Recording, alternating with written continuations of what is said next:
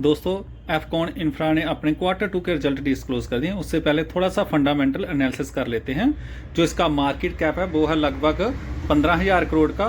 तो return of equity भी 11% की है, फेस वैल्यू 10 की है, तो पी रेशो इसका 30 का है।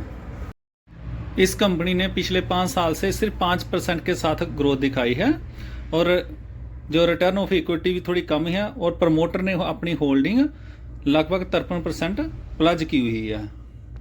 कंपनी की सेल में तो ग्रोथ दिख रही है, लेकिन कंपनी के खर्चे भी लगातार उतनी ही रफ्तार से बढ़ रहे हैं। इस कंपनी में प्रमोटर होल्डिंग 50% है। एफआई वालों ने अपनी होल्डिंग 18% से गिराकर 12% कर दी है। तो जो म्यूचुअल फंड ने अपनी होल्डिंग थोड़ी सी बढ़ाई है और जो इस कंपनी के पास कैश फ्लो है 94 करोड़। आगे देख लेते हैं कंपनी के रिजल्ट कैसे रहते हैं।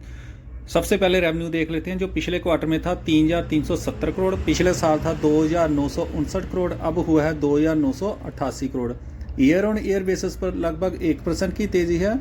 क्वार्टर वाइज देखा है तो अच्छी खासी तेज़ी है, लेकिन आपने ईयर ऑन ईयर बेसिस पर ही देखना है।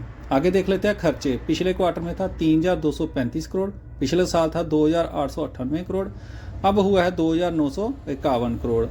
तो कंपनी के ईयर ऑन ईयर बेसिस पर खर्चे थोड़े से बढ़े हैं, क्वार्टरी बेसिस पर गिरे हैं।